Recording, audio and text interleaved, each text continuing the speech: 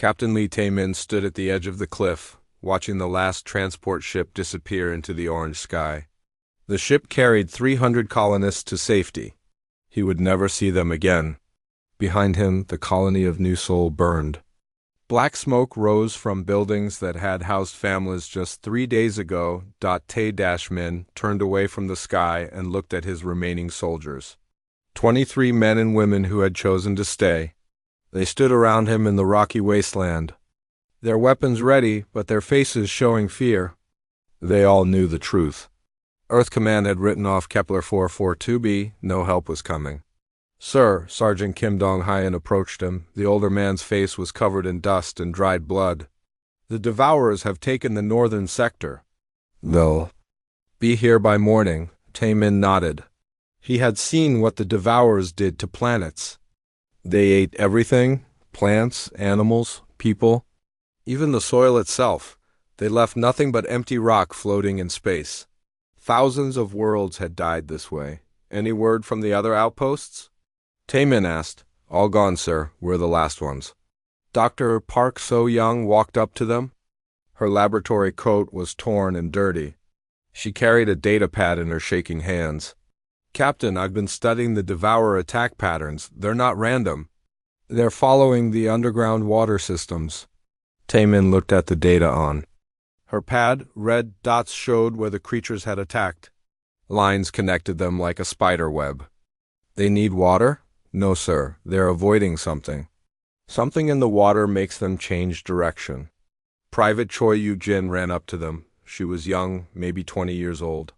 Her eyes were wide with panic. "Captain, there are ships coming."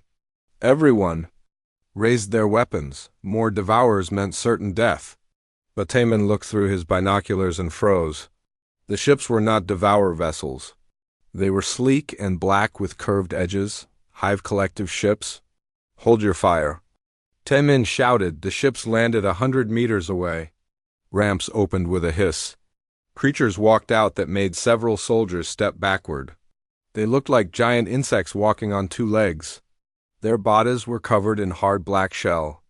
Sharp claws extended from their arms. Most frightening were their heads. Large compound eyes reflected the red sunlight. Mandibles clicked together as they moved. Behind the insect creatures came something even worse. Huge reptilian beings that stood 3 meters tall. Their skin looked like gray stone. Massive claws scraped the ground as they walked. These were Soros warriors. Humanity's enemies for 30 years. The largest reptilian stepped forward. Scars covered his face and arms. When he spoke, his voice sounded like grinding rocks. "I am War Chief Brutok of the Soros Dominion. Where is the human leader?" Taemin stepped forward. His hand stayed near his weapon, but he did not draw it. "I am Captain Lee Taemin. Why are you here?" One of the insect creatures moved closer. When it spoke, the voice came from holes in its throat. The sound was like wind through metal tubes. "I am Hive Queen Vextara. The Devourers consumed 3 of our worlds. They ate 2 Soros colonies. We have come to stop them." Sergeant Kim whispered urgently in Taemin's ear. "Sir, these are our enemies. We should call for backup." "There's no backup," Taemin whispered back. He looked at the alien leaders. "You want to fight the Devourers?" War Chief Brutok nodded. "They are weak prey that fights without honor, but they are many. Too many for us alone." Hive Queen Vexthara's mandibles clicked rapidly. The collective requires survival. Humans are adaptable. Together we might succeed. Dr. Park stepped forward. She had studied alien languages for years. "Captain, they're serious. Both species have lost entire fleets to the Devourers. They need allies." Taemin looked at his soldiers. They were scared but ready to fight. He looked at the aliens. Ancient enemies who had killed thousands of humans, but now they offered partnership against something worse. "What do you propose?" Taemin asked. Vexthara tilted her head. "We share weapons, we share tactics. We kill Devourers together," Brutok growled agreement. "Humans are clever in war. Soros are strong. Hive fights as one mind. Combined we might live." The next hours passed quickly. The aliens set up their camp near the human position. Taemin watched his soldiers interact with beings they had been trained to kill. Private Choi seemed fascinated by the hive workers. They moved in perfect coordination without speaking. Every action supported the group. Sergeant Kim studied the Soros weapons. The reptilians carried massive guns that fired explosive shells. Their armor was thick metal plates that could stop most human bullets. Dr. Park worked as translator between the groups. She explained human tactics to the aliens and alien abilities to the humans. "Captain," she said during a brief break, "this could actually work. The hive can coordinate large battles instantly. The Soros are incredibly strong. We humans are flexible and creative." As night fell, alarms started screaming. The Devourers were coming. Taemin stood with his unlikely allies on a hill overlooking the approach valley. Below them, a black wave moved across the landscape. Thousands of Devourers scuttled forward on 6 legs each. They had no weapons except their teeth and claws, but there were so many of them. "Remember," Vexthara said, "aim for the head segments. Their bodies will regenerate." Brutok hefted his massive weapon. "Stay behind Soros' shields. We will break their charge." The first Devourers reached the bottom of the hill. Brutok's warriors opened fire. Explosive shells tore through the alien swarm, but more kept coming. The hive workers threw biological grenades that released acid clouds. Devourers dissolved screaming. Human soldiers used their rapid-fire weapons to pick off individual targets. Taemin realized something strange was happening. The 3 groups were fighting as one unit. Humans provided covering fire while Soros advanced. Hive workers supported both groups with their acid weapons. The battle lasted 4 hours. When morning came, thousands of Devourer bodies covered the valley. The Alliance had won their first fight together. Tae-Min looked at his alien allies. Vexthara's workers were already dissolving the Devourer corpses with acid. Brutok's warriors collected enemy claws as trophies. His own soldiers cleaned their weapons and counted ammunition. "This is only the beginning," Dr. Park said. "The main Devourer force is still coming." Taemin nodded. He had made a choice that would change everything. He was fighting beside monsters now. But maybe that was exactly what humanity needed to survive. 2 weeks had passed since the first battle. Captain Lee Taemin walked through the combined camp and barely recognized his own soldiers. Private Choi Yoo-jin sat with a group of hive workers, learning their chemical communication system. She had started painting marks on her arms that matched their patterns. Sergeant Kim Dong-hyun practiced combat moves with young Soros warriors. The reptilians were teaching him how to use their heavy weapons.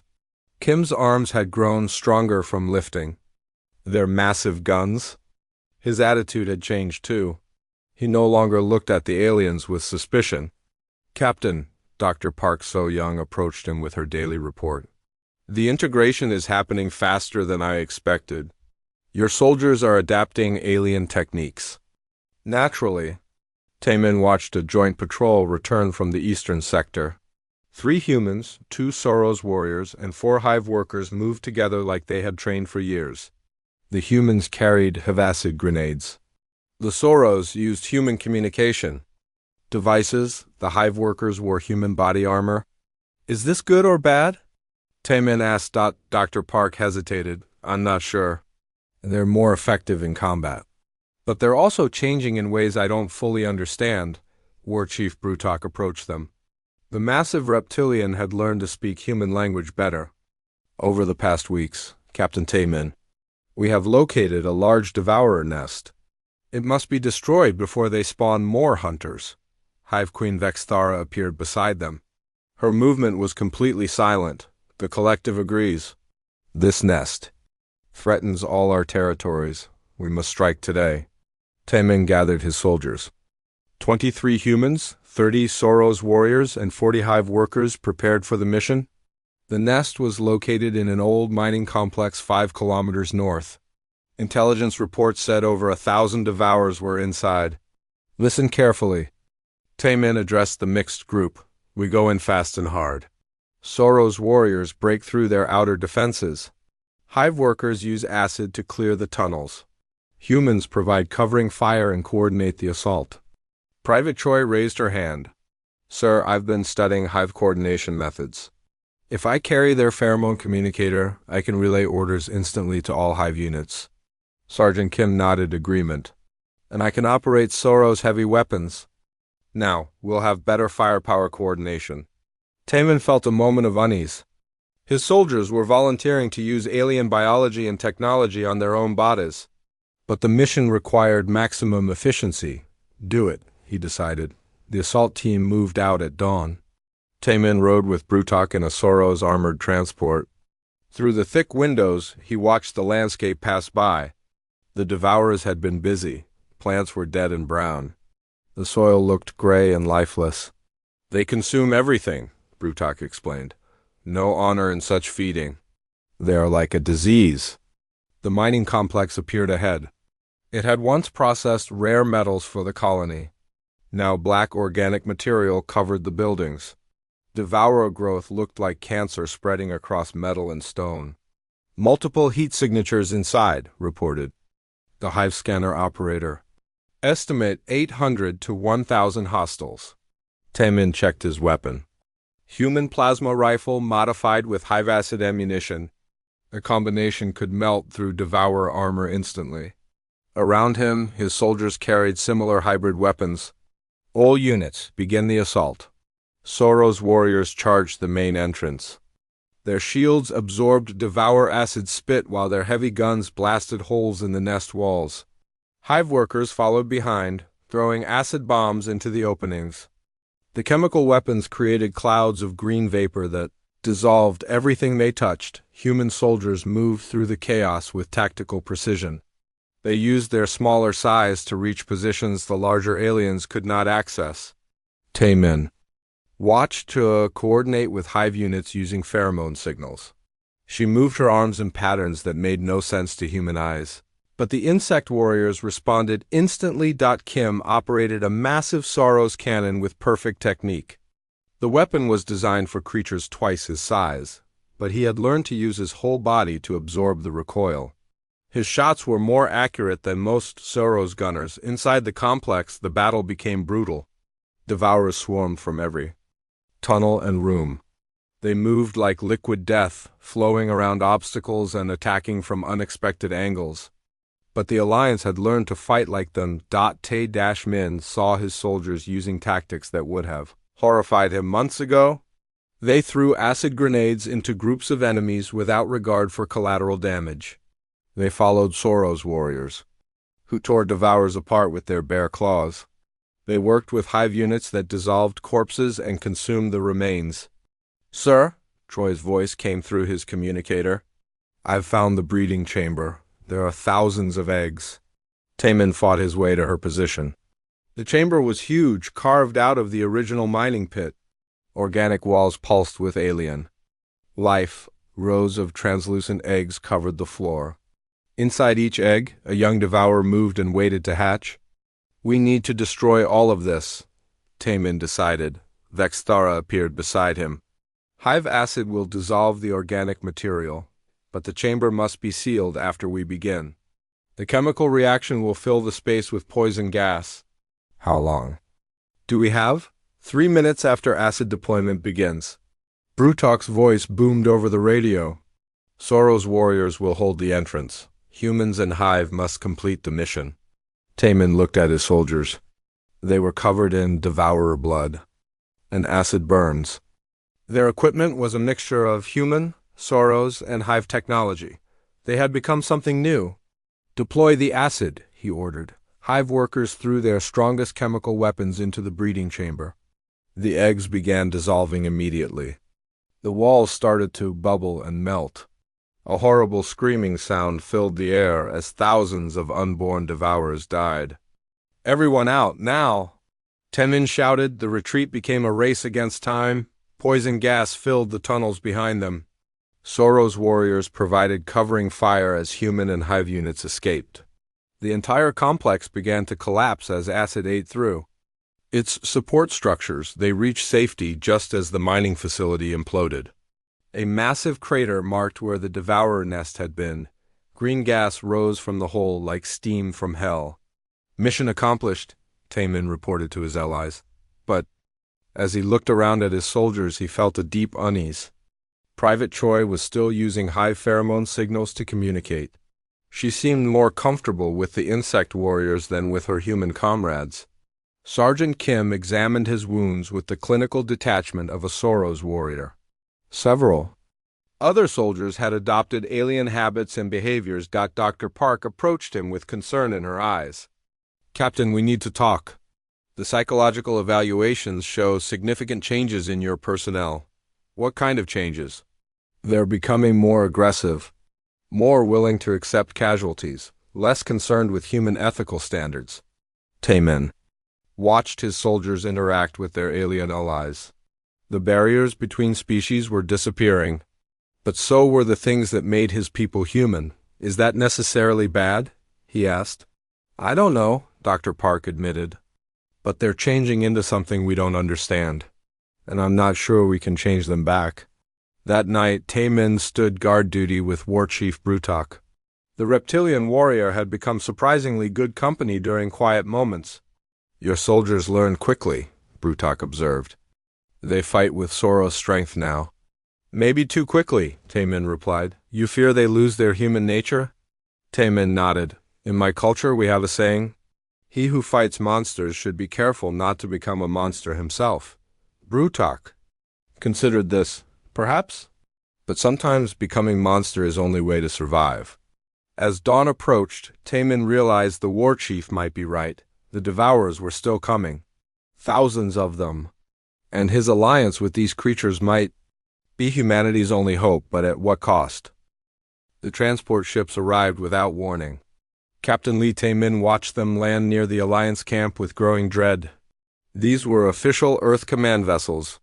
Someone important was coming. Commander Yoon Hyun-woo stepped off the lead ship. His uniform was perfect and clean.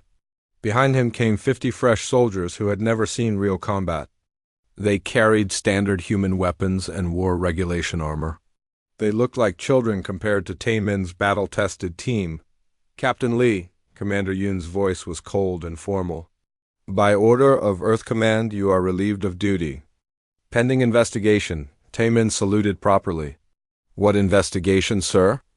Unauthorized cooperation with hostile alien forces.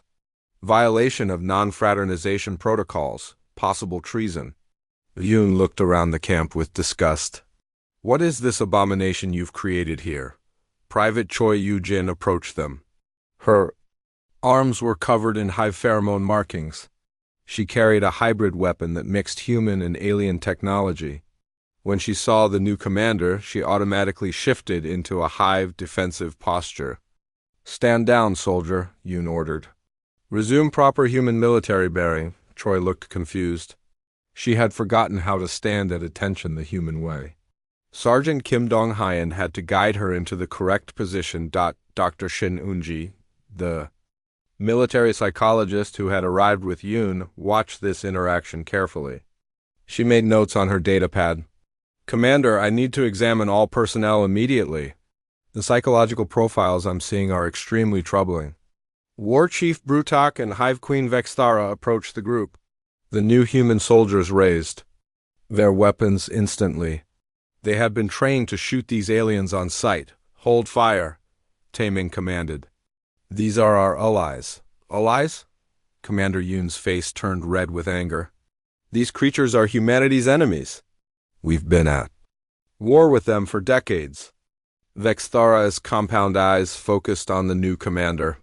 Human leadership has changed. The cooperative arrangement is terminated. Brutok growled low in his throat. His hand moved toward his weapon. If humans break the alliance, Soros will leave. Devourers will consume this world. Let them, Yoon snapped. We'll handle the devourer threat through proper military channels. Dr. Park So-young stepped forward. Commander, with respect, you don't understand the situation. The devourers have consumed 17 worlds in this sector. Our alliance is the only thing that stopped them. I understand perfectly, Doctor. I understand that my soldiers have been contaminated by alien influence. Look at them, Yoon pointed at Taemin's troops. They'd barely look human anymore. It was true. Taemin's soldiers had changed dramatically over the past month. They moved with the fluid coordination of hive workers. They showed the aggressive confidence of Sorrow's warriors. Their equipment was a mix of 3 different technologies. Dr. Shin began conducting psychological evaluations immediately. She interviewed each soldier separately. Her findings were disturbing. "Captain," she reported to Taemin privately, "your people are exhibiting signs of extreme behavioral modification. They've adopted alien thought patterns and cultural practices. Some of them seem more comfortable with their alien allies than with baseline humans. Are they still effective soldiers? More effective than ever. But they're also more willing to accept casualties, including civilian casualties. They've adopted the hive concept of acceptable losses and the Sorrow's belief in honor through combat. These are not human values." That evening, the crisis came to a head. Devourer scouts were detected moving toward a civilian shelter 12 kilometers away. The shelter contained 200 colonists who had refused evacuation. "We need to move immediately," Taemin told Commander Yoon. "The Devourers will reach them by morning." "Negative. We'll handle this with proper human forces only." "Sir, you have 50 soldiers. We need at least 200 to break through Devourer defenses. Then the civilians will have to be evacuated." "There's no time. The transport ships can't reach them before the Devourers do." Commander Yoon made his decision. "I'm ordering you to stand down, Captain. My forces will handle this situation." Taemin looked at his alien allies. Vexar and Brutok were waiting for his decision. His own soldiers stood ready to follow his orders, not Yoon's. "I cannot follow that order, sir." "Then you're under arrest for insubordination." The standoff lasted only seconds. Taemin's soldiers moved to block Yoon's troops from interfering. They used tactics learned from both Hive and Sorrow's forces. The Fresh Earth Command soldiers found themselves surrounded and disarmed before they could react. "You're making a mistake, Lee," Yoon warned. "This will destroy your career and your life." "Maybe, but those civilians will be alive." The rescue mission launched at midnight. Taemin led a combined force of humans, Sorrows, and Hive units toward the threatened shelter. Commander Yoon and his soldiers were left behind under guard. The civilian shelter was built into a hillside. It was designed to protect against natural disasters, not alien attacks. When the Alliance forces arrived, Devourers were already surrounding the building. "There are at least 300 hostiles," reported the Hive scanner operator. "They're trying to acid burn through the shelter's main door." "Standard assault formation," Taemin ordered. But what followed was far from standard. SAUROS warriors charged directly into the Devourer swarm. Their armor absorbed acid attacks while their weapons tore through alien bodies. Hive workers threw biological weapons that created clouds of poisonous gas. Human soldiers provided covering fire and tactical coordination. But the real horror began when they reached the shelter itself. The Devourers had partially melted the main door. Civilians were trapped inside with acid eating through their protection. "We need to get them out now," Taemin decided. "Hive acid can dissolve the remaining door material quickly," Vexthara suggested. "That will also poison the air inside the shelter," Dr. Park warned.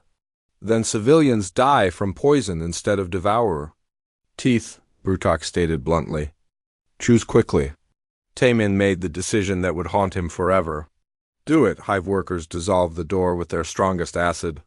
Civilians poured out of the shelter, coughing and choking from chemical fumes. Several were badly burned. Some didn't make it out alive, but most survived. The alternative would have been total massacre. During the flight back to base, Taemin sat with Dr. Park in the transport cabin. Around them, human soldiers tended to civilian casualties with clinical efficiency. They showed no emotional reaction to the suffering they had helped cause. "They're becoming like their alien allies," Dr. Park observed quietly. "Practical, ruthless. Willing to sacrifice some to save many. Is that wrong?" "I don't know anymore, but it's not human. At least, not the way humans used to be." When they returned to base, Commander Yoon was waiting with his weapon drawn. Captain Lee Tae-min, you are under arrest for treason, insubordination, and war crimes. War crimes? You use chemical weapons against civilians. 7 people died from acid poisoning. Tae-min looked at the rescued civilians. 193 people were alive because of his decision. 7 had died because of it. Would you have done differently? He asked. I would have found another way. There was no other way. Dr. Shin finished her final evaluations that night. Her report was devastating. These soldiers are no longer psychologically human in any meaningful sense. They've adopted alien moral frameworks and behavioral patterns. They're more effective as warriors, but they've lost essential human characteristics like empathy and moral flexibility. Tae-min read the report in his detention cell. Outside, he could hear his soldiers talking with their alien allies. They were planning the next day's patrol routes. They worked together perfectly now, but Dr. Shin was right. They had become something else, something that could make the hard choices, something that could win against impossible odds, something that could survive when pure humans could not. The question was whether survival was worth the price they had paid. Fleet Admiral Park Jin-seok arrived the next morning. He was Tae-min's old mentor and friend. His face showed deep sadness as he entered the detention cell. I taught you better than this, Tae-min. You taught me to protect innocent people, sir. That's what I did. You taught human soldiers to think like aliens. You turned them into monsters. Tae-min looked through the cell window at his troops. They were training with Sorrow's warriors, learning new combat techniques. They moved with deadly grace and showed no mercy in their practice fights. Maybe monsters are what we need to become, he said. The message came through on all frequencies at once. It was not human language. It was not hive communication or Sorrow speech. It was something alien and wrong that made everyone who heard it feel sick. Captain Lee Tae-min listened from his detention cell as the transmission played. The sounds were like metal scraping against bone mixed with whispers in the dark. Dr. Park So-young worked frantically to translate it. It's coming from a Devourer ship, she reported to Fleet Admiral Park Jin-seok. But the linguistic patterns are completely different from normal Devourer communication. Commander Yoon stood nearby with his weapons ready. He still believed the aliens were trying to trick them somehow. It's probably some kind of psychological warfare. But Hive Queen? Vextara and War Chief Brutok looked genuinely terrified. Tae-min had never seen his alien allies show fear before. It was disturbing to watch creatures who could tear apart enemies with their bare hands suddenly become afraid. What is it saying? Admiral Park asked. Dr. Park finished her translation. Software analysis. Her face went pale. It's asking for help. A Devourer intelligence is trying to communicate with us. It calls itself Eco Mind's Wrath. The transmission continued for several hours. Slowly, Dr. Park pieced together the message. What she learned changed everything they thought they knew about the war. The Devourers aren't invaders, she announced to the assembled leaders. They're refugees. They're running from something called the Erasers. Explain, Admiral Park demanded. According to this Eco-Mind's Wrath, the Erasers are an ancient artificial intelligence that destroys all biological consciousness. They don't just kill living things. They erase the very concept of biological thought from reality. Tae-min felt a chill run down his spine. From his cell, he could see the fear in everyone's eyes. How long have the Devourers been running? Thousands of years. They consume worlds not because they want to, but because they need resources to keep fleeing. Every planet they eat gives them enough energy to stay ahead of the Erasers for a few more decades. War Chief Brutok spoke slowly. If this is true, then Erasers will follow Devourers here. Vextara's mandibles clicked rapidly. The collective calculates arrival time. Based on Devourer flight patterns, Erasers will reach this system within days. Commander Yoon refused to believe it. This is obviously a trick. The aliens are trying to make us lower our guard.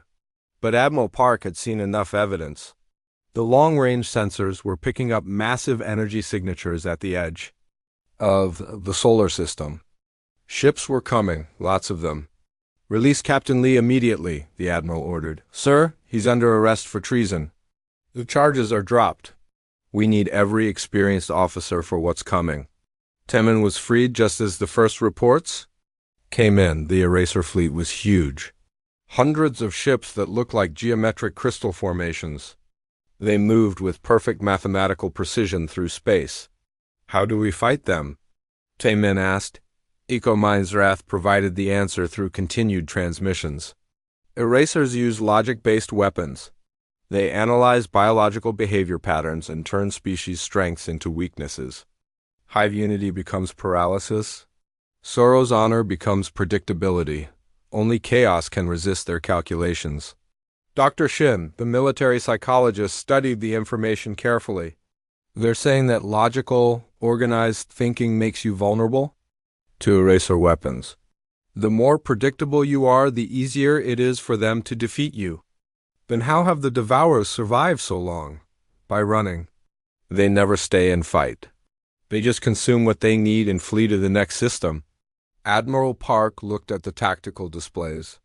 The Eraser fleet would arrive in 18 hours. There was no time to evacuate the remaining civilians. No time to call for reinforcements from Earth. We fight here, he decided, all of us together. The alliance expanded rapidly. Human forces, Sorrow's warriors, Hive collectives, and even some Devourer units prepared for battle. Temin found himself commanding a mixed fleet that would have been impossible to imagine just months before. Sir, Private Choi Yu-jin approached. Him on the command bridge.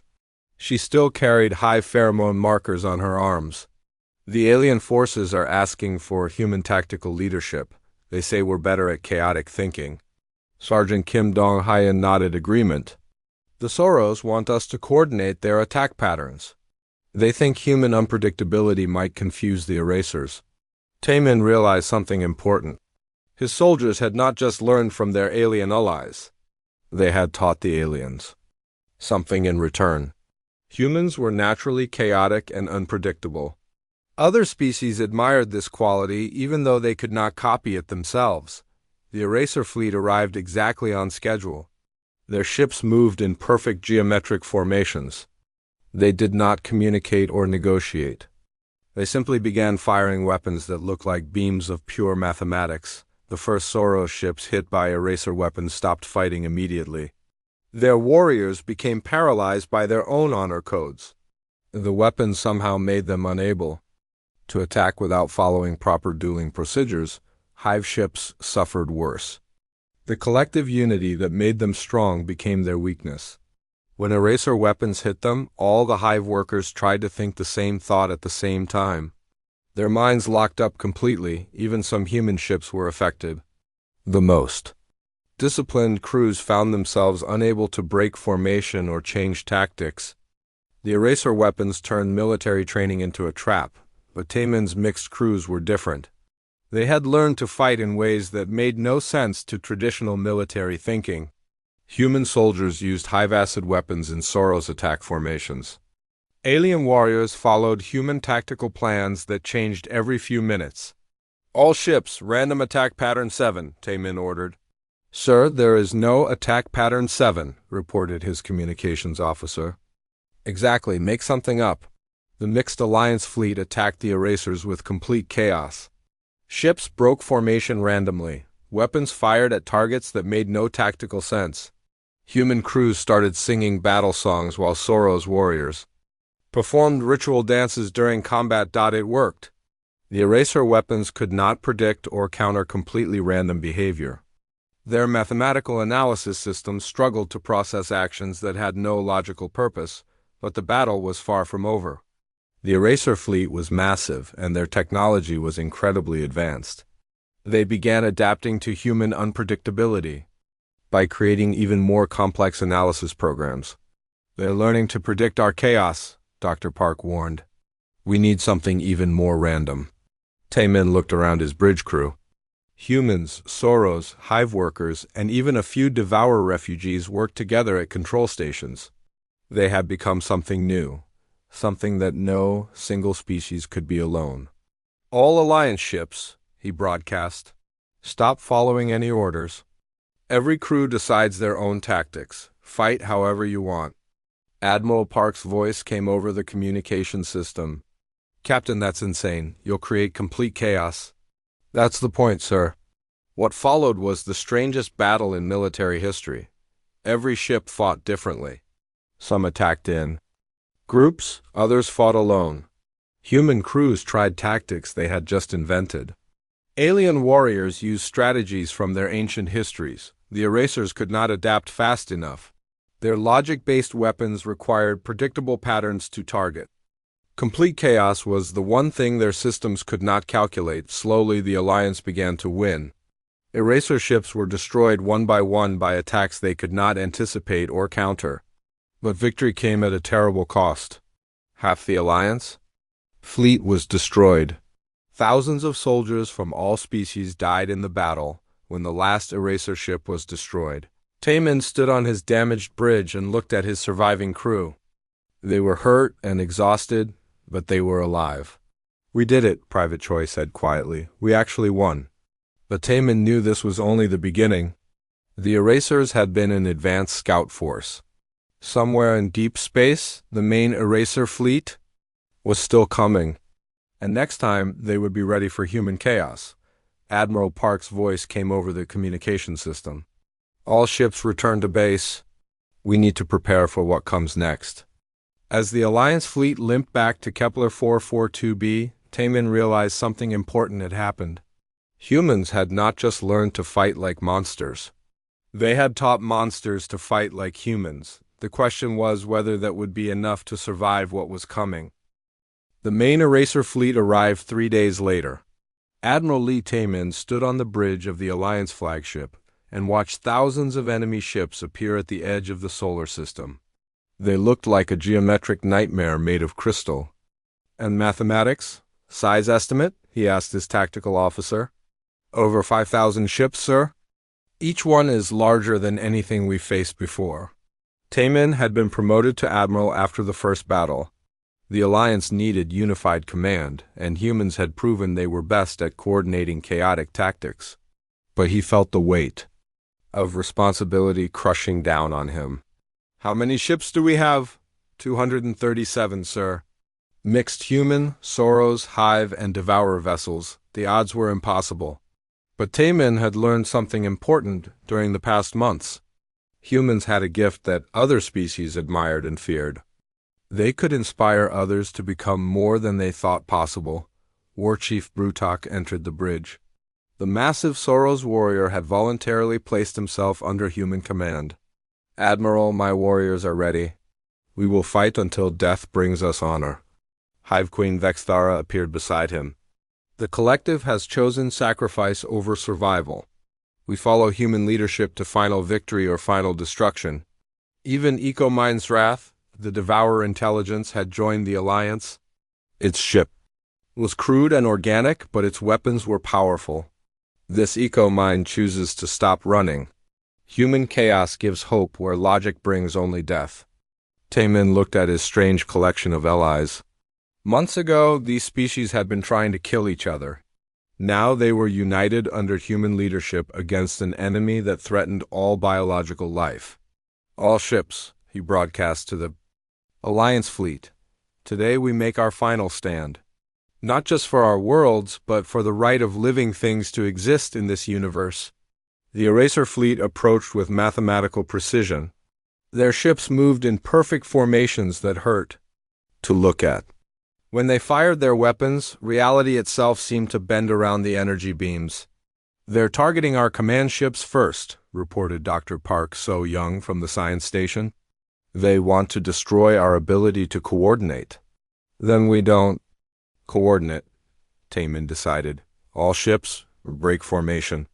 Fight independently. Make it impossible for them to predict our movements." What followed was controlled chaos. Alliance ships scattered in all directions. Some attacked alone. Others formed small groups. Human crews mixed with alien warriors in combinations that had never existed before. Private Choi Yujin, now promoted to lieutenant, commanded a mixed human hive strike team. She used pheromone communication to coordinate with insect warriors while directing human tactical operations. Her attacks were completely unpredictable because she was thinking with both human and alien minds. Sergeant Kim Dong-hyun, now captain, led Sorrow's heavy assault units. He had learned their concepts of honor and strength, but he applied them with human creativity. His forces attacked in ways that satisfied Sorrow's warrior codes while confusing eraser analysis systems, but the erasers were learning faster this time. Their weapons began adapting to human unpredictability.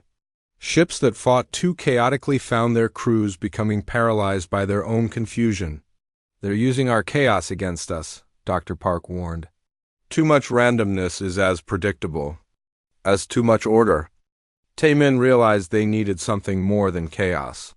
They needed inspiration, something that would make each crew fight not just randomly, but with purpose that transcended logic. "All Alliance ships," he broadcast. "I want you to think about why we're fighting, not for victory, not for survival, but for the children who will play in parks we'll never see, for the art that will be created by beings not yet born, for the songs that will be sung by voices we'll never hear." Something changed in the Alliance fleet. Ships began fighting with a different kind of energy. Not random chaos, but purposeful sacrifice. Human crews began taking impossible risks to protect alien allies. Sorrow's warriors threw away their honor codes to save human ships. Hive collectives broke apart their unity to create individual acts of heroism. The erasers could not calculate this. Their logic-based weapons were designed to exploit weaknesses and predict behaviors. But they could not understand beings who chose to die for others they barely knew. Tae-min watched a human frigate ram itself into an eraser battleship to save a damaged Sorrow's cruiser. He saw Hive workers sacrifice their entire collective to protect a refugee transport full of human children. He witnessed Sorrow's warriors abandon their personal honor to follow human battle plans that made no sense but somehow worked.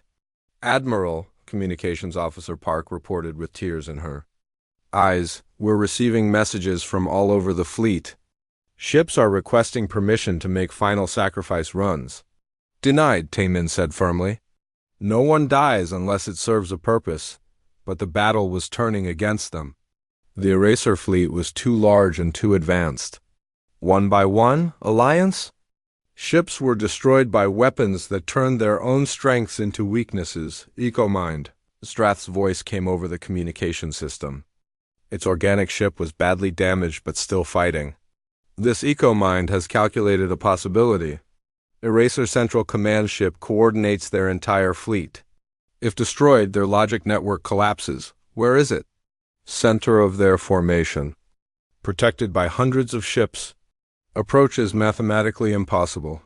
Taemin looked at the tactical display. The Eraser command ship was surrounded by layers of defensive vessels. No conventional attack could reach it. But humans specialized in unconventional solutions. "All Alliance ships," he broadcast. "We're going to do something completely insane. We're going to attack their strongest point with our weakest forces." Admiral Park Jin-seok's voice came over the communication system from his flagship. "Taemin, that's suicide." "Maybe, but it's also the one thing they'll never expect." The plan was simple and horrible.